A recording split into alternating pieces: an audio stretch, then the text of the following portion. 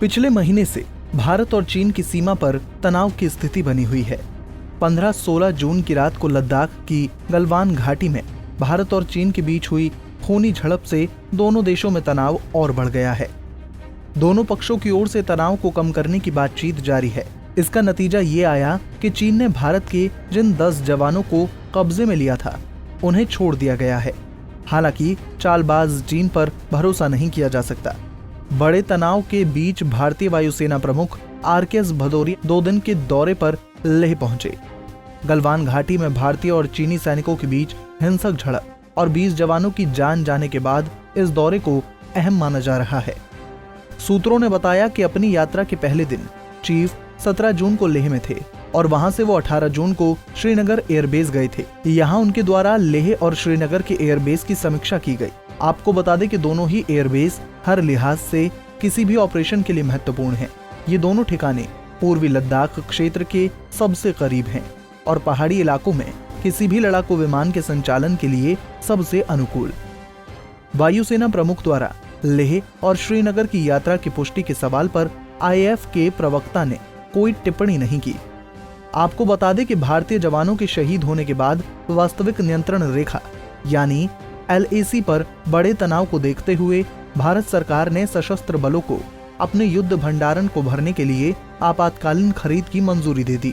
Economic times की report के मुताबिक chief of defence staff general Bipin Rawat को तीनों सेनाओं के साथ चर्चा कर जरूरतों को पूरा करने के लिए कहा गया है। रिपोर्ट्स के मुताबिक भारतीय नौसेना को मलक्का स्ट्रेट में या जरूरत पड़ने पर इंडो पैसिफिक में कहीं भी युद्धपोत तैनाती की मंजूरी दे दी गई है। वहीं वायुसेना प्रमुख के दौरे के साथ ही भारतीय लड़ाकू जेट आगे के हवाई क्षेत्रों में भेजे गए हैं। भारत की पूरी तैयारी।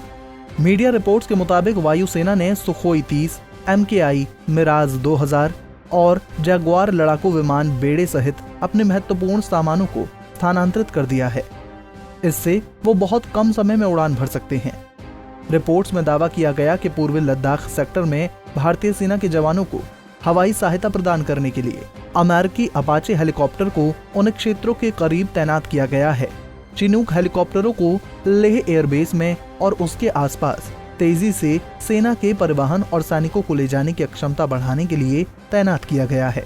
Mi-17 V5 मध्यम लिफ्ट हेलीकॉप्टर भी सैनिकों और सामग्री परिवहन में सक्रिय भूमिका निभा रहा है। भारतीय वायुसेना ने अब तक चीनी वायुसेना की गतिविधियों की पुष्टि नहीं की है। हालांकि सैटेलाइट तस्वीरें बताती हैं कि तिब्बत में नगारी वायुसेना के बेस पर बुनियादी ढांचे का तेजी से निर्माण चल रहा है, जो कि पैगोंग झील से बहुत दूर नहीं है, जहां बड़े पैमाने पर चीनी घुसपैठ हुई है। चीन तिब्बत में वायुसेना के कई ठिकानों का संचालन करता है, जिसका सीधा इस्तेमाल भारत के साथ किसी भी टकराव में किया जा सकता है। हमसे जुड़े रहने के लिए हमारे YouTube चैनल को सब्सक्राइब करें और नई वीडियो की नोटिफिकेशन के लिए बेल आइकॉन को दबाएं। अगर आप ये वीडियो Facebook पर देख रहे हैं तो लाइक जरूर करें और ज्यादा से ज्यादा शेयर करें। धन्यवाद।